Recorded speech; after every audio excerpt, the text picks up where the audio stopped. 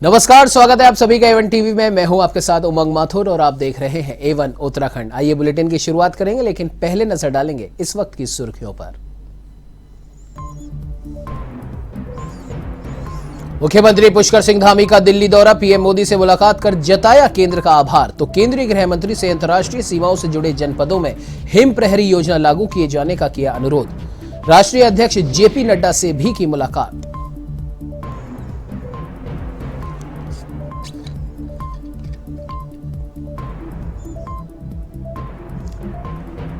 राजधानी देहरादून में कृषि ग्राम्य विकास मंत्री गणेश जोशी ने ली ग्राम विकास विभाग की समीक्षा बैठक। केंद्र और पोषित योजनाओं और सहायता योजना के बारे में की विस्तृत चर्चा। एक सप्ताह के भीतर 100 दिन की रूपरेखा तैयार करने के निर्देश।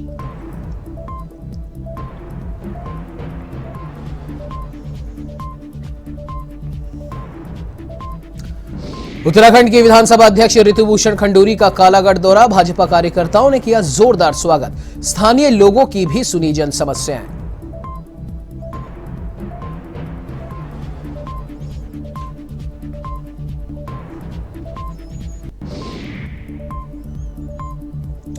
पौड़ी देवप्रयाग मार्ग पर दर्दनाक हादसा, ट्रक खाई में गिरने से 3 की मौत, 2 शव निकालने में एसडीआरएफ की टीम को करनी पड़ी कड़ी मशक्कत।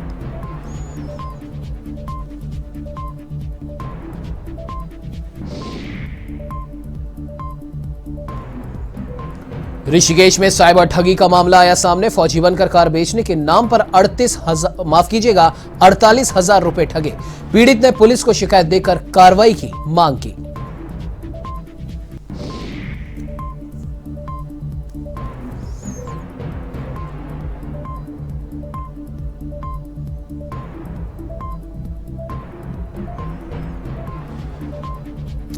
अब आइए बुलेटिन की शुरुआत करते हैं विस्तार से। उत्तराखंड के राज्यपाल गुरमीत सिंह ने 2 दिवसीय भ्रमण के दौरान उत्तरकाशी स्थित बाबा काशी विश्वनाथ शक्ति मंदिर में पूजा अर्चना की। उन्होंने बाबा विश्वनाथ से प्रदेश की सुख समृद्धि और खुशहाली की कामना की। इसके बाद राज्यपाल ने राजकीय पुस्तकालय का स्थलीय निरीक्षण किया, पुस्तकालय की व्यवस्थाएं देखी और साथ ही जिलाधिकारी मयूर दीक्षित के पुस्तकालय स्थापना प्रयासों की सराहना की। इस दौरान राज्यपाल ने छात्रों से भी बातचीत की और विभिन्न प्रतियोगी परीक्षाओं की 500 पुस्तकें भेंट करने की घोषणा की।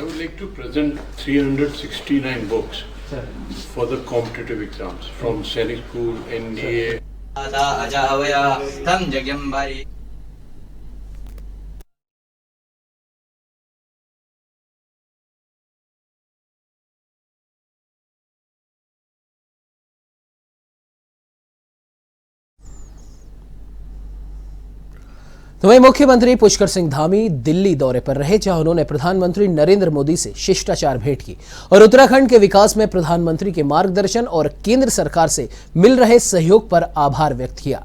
वार्ता के दौरान मुख्यमंत्री धामी ने प्रधानमंत्री को राज्य में संचालित विकास कार्यों के बारे में अवगत कराते हुए राज्य के सीमित वित्तीय संसाधनों को देखते हुए जीएसटी प्रतिकर अवधि को बढ़ाए जाने का अनुरोध किया।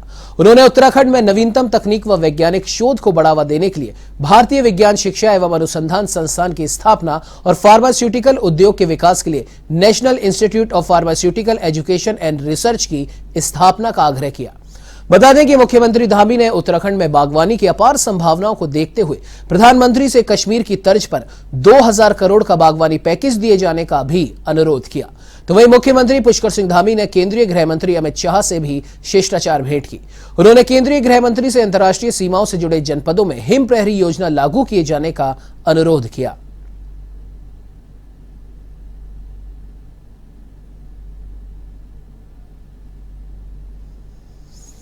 तो मैं आपको बता दें कि अपने दिल्ली दौरे के दौरान उत्तराखंड के मुख्यमंत्री पुष्कर सिंह धामी भाजपा के राष्ट्रीय अध्यक्ष जेपी नड्डा से भी मिले। इस दौरान दोनों के बीच कई अहम मुद्दों पर चर्चा हुई।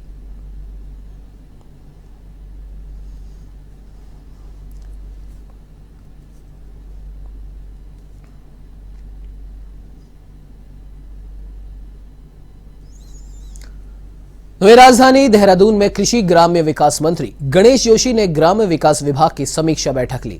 इसमें विभागीय अधिकारी मौजूद रहे। मंत्री जोशी ने विभाग के तहत संचालित केंद्र पोषित योजनाओं, राज्य पोषित योजनाओं और वाह्य सहायतित योजना के बारे में अधिकारियों के साथ विस्तृत चर्चा की और आवश्यक दिशा निर्देश भी दिए। मंत्री ने अधिकारियों को निर्देश दिए कि ग्राम्य विकास विभाग के अंतर्गत संचालित योजनाओं के संबंध में 1 सप्ताह के भीतर 100 दिन की रूपरेखा तैयार करें।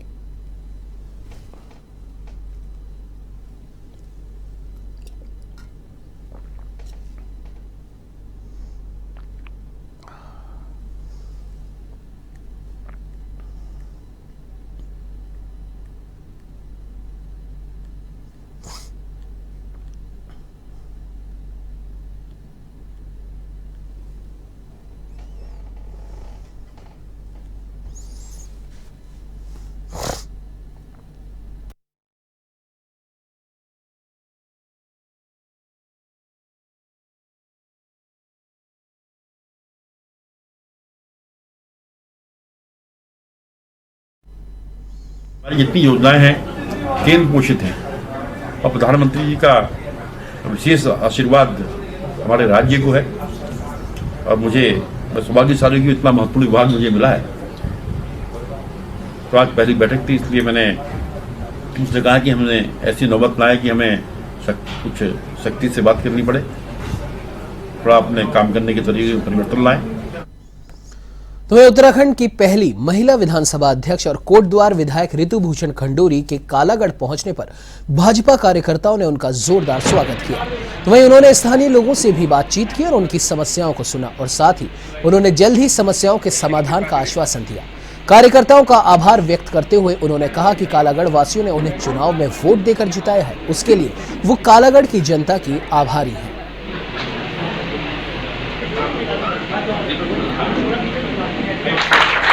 उनकी इस ऐतिहासिक जीत के लिए और इस इतिहास को बनाने के लिए कोटद्वार और अभिनंदन। आज मैं जीतने के बाद पहली बार कालागढ़ पहुंची हूं और अब मेरी कालागढ़ आने की फ्रीक्वेंसी बढ़ती रहेगी। मैं यहां आती रहूंगी क्योंकि अनेकों समस्याएं यहां पर हैं। लोगों की बात सुन के लगता है कि एक अलग सा टापू सा यहां पर एक बना हुआ है।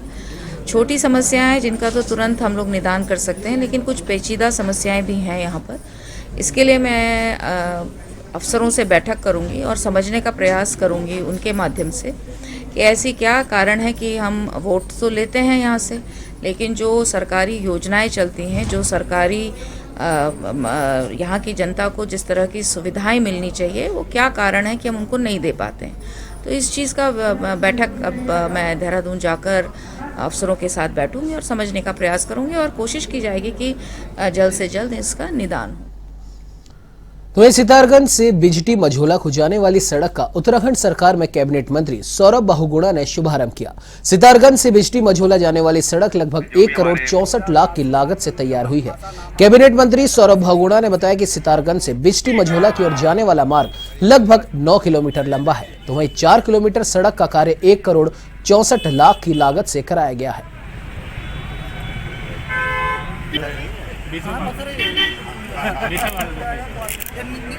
स्टेट में कोई काम नहीं हो पाया, जिसकी वजह से काम में विलंब हुआ और आज हमने इसका शिलान्यास किया है। और मैं जो भी हमारे 1944 मासा नाम अशोक में चैत्र मासे शुक्ल पक्षी तृतीयांत दो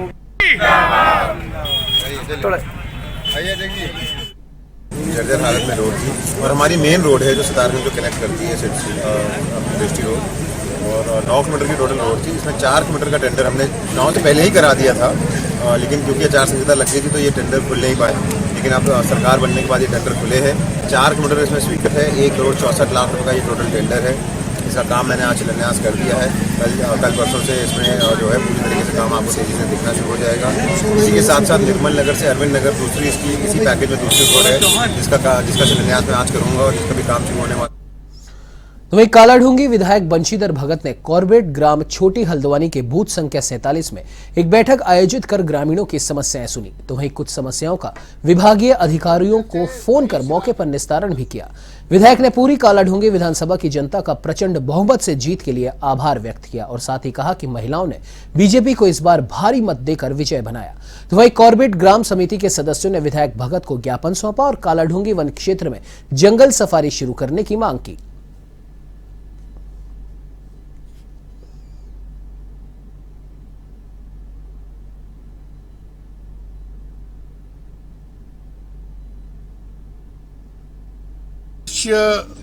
लोगों का धन्यवाद करना है। चुनाव के बाद मैं पहली बार ग्राम बूथ स्तर पर निकला हूं, तो यहीं से शुरू किया है। एक आज बूथ नंबर 47 में बैठे यहां के कार्यकर्ताओं से मिले, यहां के पदाधिकारियों से मिले, यहां की जनता से मिले और उनकी बात सुनी, अपनी बात कही। सर, ये जंगल सफारी के लिए सर ज्ञापन दिया गया है कॉर्बेट ग्राम समिति द्वारा, तो क्या ज्ञापन दिया गया है, उसको देखेंगे, अधिकारियों से बात करेंगे क्या है, तो उसमें जो भी संभव होगा वो करेंगे। बता दें कि चमोली के जोशीमठ में तहसील दिवस का आयोजन किया गया, जिसमें 14 शिकायतें दर्ज की गईं। इनमें से 2 शिकायतों का मौके पर ही निस्तारण किया गया, जबकि 12 शिकायतों को जल्द निस्तारित करने के लिए संबंधित अधिकारियों को निर्देश दिए गए। तो वहीं तहसील दिवस पर कई विभाग के अधिकारी अनुपस्थित रहे, जिन्हें नोटिस भेजने के निर्देश दिए गए हैं।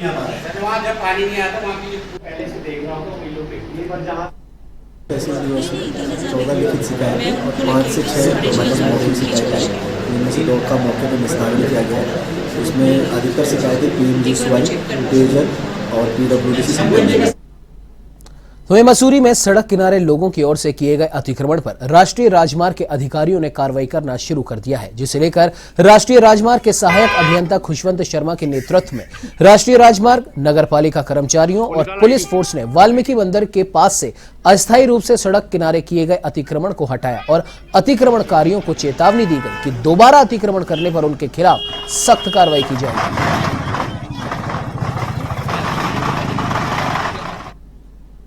ये तो पहले ही बात हो गई थी कि भाई जो भी अतिक्रमण होगा उसको बिल्कुल भी बख्शा नहीं जाएगा। और जैसा हमने सुबह भी बताया था सभी को कि भाई ये कार्रवाई होनी है, सबके नाम भी नोट कर दिए गए थे।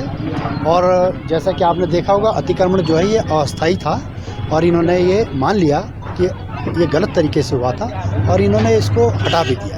तो क्या इसे परमानेंट रूप से हटाया जा रहा है? बिल्कुल परमानेंट तो ये अपना भी है, क्योंकि अस्थायी तो था ही नहीं। इसमें वैन है, किसी का रिक्शा है, तो इन्होंने हटा दिया है।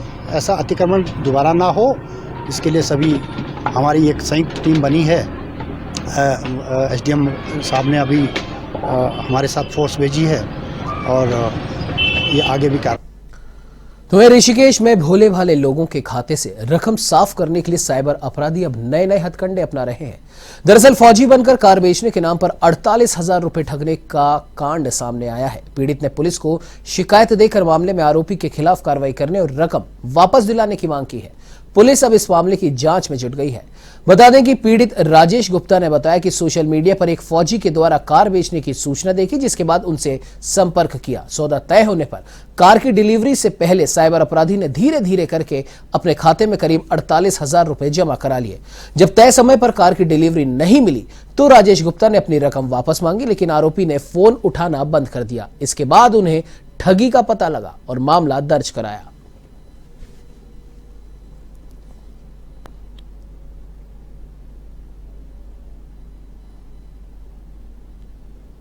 सर, मेरा नाम राजेश गुप्ता, कृष्णनगर कॉलोनी में रहता हूँ। सर, मैंने फेसबुक पे एक आल्टो कार देखी थी। वो आल्टो कार खरीदने के लिए मैं एक फौजी से संपर्क किया। फौजी ने मेरे से 48,000 रुपये 4-5 किस्तों में ले लिया है। अब वो ना तो फ़ोन उठा रहा है, एकदम मेरा फ़ोन भी ब्लैक लिस्ट में डाल दिया है। मैं थाने में कंप्लेंट की है। सर, मैं मोदी से निवेदन है कि ये मेरे को पैसे वापसी दिलाए जाएँ। मैं बहुत गरीब आदमी व्यक्ति हूँ, इसलिए मैं आपसे गुजारिश है कि ये पैसे मेरे वापसी। तो वहीं पौड़ी देवप्रयाग मार्ग पर एक बड़ा हादसा हुआ। एक ट्रक के खाई में गिरने से 3 लोगों की मौत हो गई। ट्रक में आपको बता दें कि शवों को निकालने में पुलिस को काफी मशक्कत करनी पड़ी। तो वही घटना के बाद SDRF और पुलिस की टीम मौके पर पहुंची और रेस्क्यू अभियान चलाया।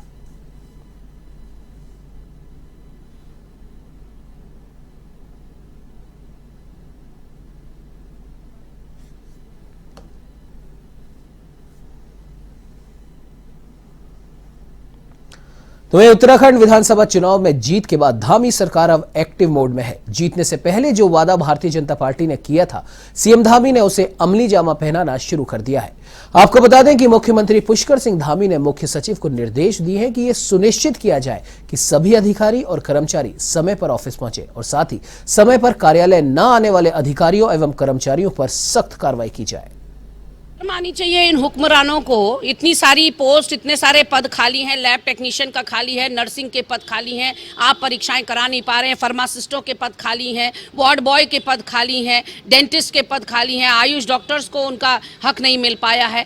ऐसे में इन्हीं लोगों को जो संविदा कर्मी थे, इनको समायोजित क्यों नहीं किया जा सकता? सुनने में आया है कि 610 तो केवल यहाँ है देहरादून में। पूरे उत्तराखंड की बात करें तो लगभग 2400 ये लोग हैं जो आज अनशनरत हैं, जिनको एक पत्र में एक झटके से बेरोजगार कर दिया गया बिना ये सोचे कि उनके घर का चूल्हा कैसे जलेगा। ऐसे में मुख्यमंत्री को दिल्ली दरबार जाने से फुर्सत नहीं है, नेताओं की परिक्रमा काटने से फुर्सत नहीं है। न खाऊंगा न खाने दूंगा केवल जुमला भर साबित हो रहा है। चाणक्य ने कहा है कि जिस राज्य का मुखिया ईमानदार हो उस राज्य की प्रगति को कोई रोक नहीं सकता। तो ऐसे ही हमारे मोदी जी हैं और मोदी जी के ही पद चिन्हों पे चल रहे हैं हमारे धामी जी, जिन्होंने अधिकारियों को साफ साफ मीटिंग के दौरान कह दिया कि बिल्कुल भी लापरवाही बर्दाश्त नहीं की जाएगी। ज़ीरो टॉलरेंस पे सरकार चलाने की उन्होंने जो ठान ली है, मन बना लिया है, तो उन्होंने साथ कह दिया कि सड़कों, पुलों पे और जहाँ पर भी कोई काम, जो टाइम लिमिट दे दी गई है काम करने की, उस पे काम पूरा होना सुनिश्चित करें और साथ ही उसकी जो क्वालिटी है, क्वालिटी से भी कोई कॉम्प्रोमाइज़ नहीं होगा। इस बुलेटिन में फिलहाल इतना ही। देश प्रदेश की तमाम बड़ी खबरों की जानकारी के लिए आप बने रहिए हमारे साथ और देखते रहिए A1 टीवी। नमस्कार।